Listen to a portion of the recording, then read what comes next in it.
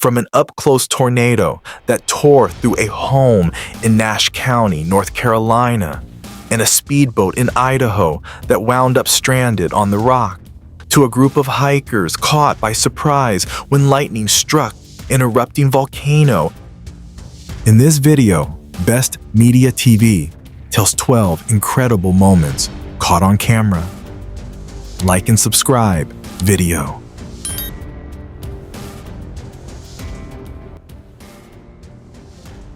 Let's start. Fierce tropical cyclone and a storm chaser in Minnesota who managed to capture the birth of a monster tornado. Dalton, Minnesota is a tiny town of 215 people in Otter Tail County. Tornadoes are generally the last thing on their minds, but that all changed on July 8th of 2020 when a violent EF4 twister tracked a 9-mile path of destruction through town. The tornado touched down south of Otter Tail County. He immediately learned how strong a real tornado can be. At the time, towns between Ashby and Dalton, Minnesota, were under severe thunderstorm watch by the National Weather Service. Around 4:10 p.m., they predicted a few instances of hail and wind, but said there was a low risk for tornadoes. Then, about an hour later, this drill bit tornado spawned in front of our cameraman. You can see why they call these types of storms drill bit tornadoes. Look how it carves up the grass as it moves, leaving a long brown scar in its wake. Mount Pacaya is an active complex volcano in southern Guatemala. In fact, it's among the most active volcanoes in the country. You can see Pacaya blowing its lid from certain vantage points in Guatemala City, which is about 30 miles away, but some people would rather get a little closer. On April 8th of 2023, a tourist and his friends hiked up a mountain near the volcano. As one of Guatemala's most active volcanoes, there was a good chance they'd see it erupt. Nobody thought they'd time it this perfectly. 5, 4, 3, 2, 1, nothing. There's nothing like a group of dudes freaking out over something awesome. There's nothing. We'll count the word nothing as 0, so his countdown was borderline perfect. Had he started from 8, he would have hit it on the head. Now this was obviously dumb luck.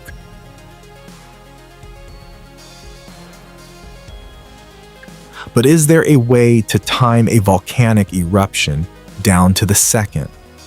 According to the Smithsonian, no, there's not. Even with all the fancy tech, scientists can only predict an eruption a few days before.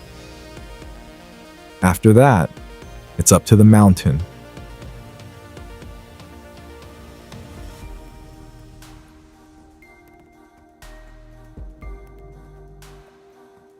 Pacaya had been rather dormant up until 1961. She's been erupting pretty frequently ever since. Thankfully, most of them are strombolian eruptions, or weak explosions with intermittent lava flow. As long as you're standing a safe distance away, it won't hurt you. Central Park, Colorado, formerly known as blankets and lighted bedside tables. The 4-day event cost between $50 and $70, depending on the bed size. Thankfully, the wind only caused a minor hiccup on night 1 of bed cinema. Nash County, North Carolina sits 50 miles east of Raleigh. It's a community of around 95,000 people across one major city and 11 small towns. One of those towns, a place called Dorches, made headlines when it got struck. It was strong enough to cause severe damage to a 1.4 million square foot Pfizer pharmaceutical plant in Nash County.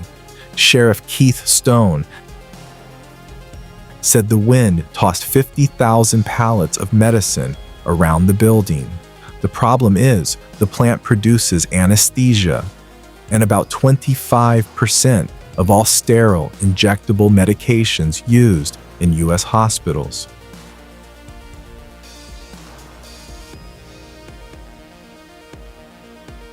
Everyone loves a fireworks show, but many don't appreciate the careful planning that goes into making them look good.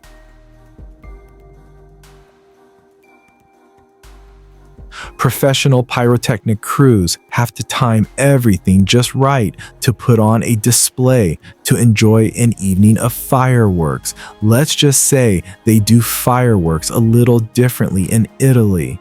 Also, we want to make it clear to YouTube that this is a professional fireworks display.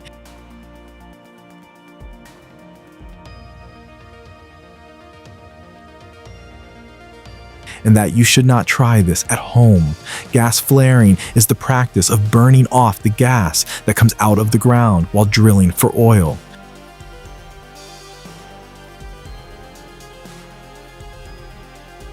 They look like giant flamethrowers sticking out of the ground. If you saw one, you might think something was horribly wrong, but it's actually a safety concern. According to the World Bank, gas flaring helps operators depressurize their equipment and manage unpredictable situations by burning excess gas. Now, while there are safe, OSHA-approved ways to light a gas pipe, some workers prefer to think outside the box.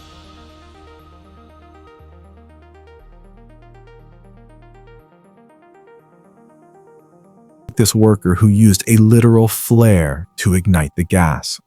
There are about 10,000 gas flares alight at any given time. They're most common in the United States, Russia, and the Middle East. The amount of natural gas burned in 2021 could have been enough to power all of sub-Saharan Africa. That's about 144 billion cubic meters of gas.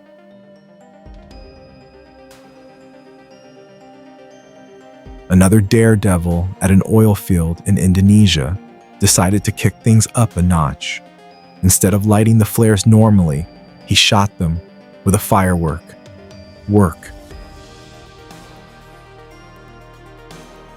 According to the EPA, flares are normally lit with pilot flames. The same way you'd light your gas stove. A tiny spark provides the ignition source, and the underground gas does the rest.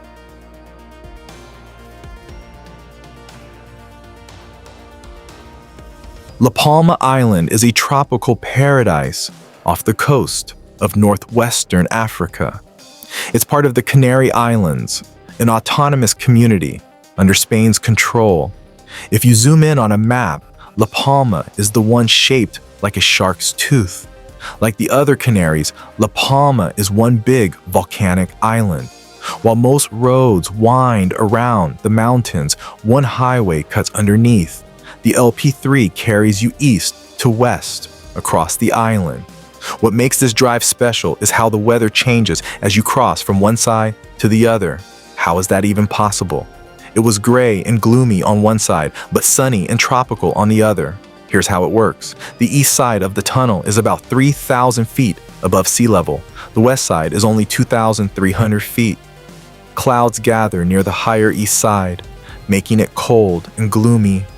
But as you descend onto the west side, you get hit with nothing but sun. The mountain's east side is also influenced by trade winds off the Atlantic Ocean. According to one commenter, it could rain in your neighbor's yard, but be perfectly sunny in yours. Pinellas County is a coastal community on the west coast of Florida. About 1 million people live in the area, which is part of the Tampa-St. Petersburg metro area. As you can imagine, many of them own boats and enjoy spending time in the Gulf. As it turns out, one of those boats has a mind of its own. On July 30th of 2023, a local boater was out on the water when he accidentally fell off. A good Samaritan pulled him out of the water, but now they had a bigger problem. His boat was driving itself and was speeding away at 40 miles per hour. That's when Pinellas County Sheriff's deputies Constant and Fernandez arrived to save the day. Our resident stuntman is Deputy Fernandez. He prepared to jump, while Deputy Constant matched the boat's speed. One slip and Fernandez could have slammed into the Gulf of Mexico at 40 miles per hour. Thankfully, he executed a perfect jump. The Coast Guard had tried to stop the boat with a propeller fouler, or prop fouler for short. It's a device meant to get tangled in a boat's propeller and shut it down. When that failed, they called upon the Sheriff's Marine and Environmental Lands Unit. The Sheriff's Office released the body cam footage, urging boaters to always have The Sheriff's Office released the body cam footage, urging boaters to always have their kill switch lanyard connected. That way, if you fall off your boat, Thanks for joining. Stay tuned and subscribe to the channel for more upcoming videos.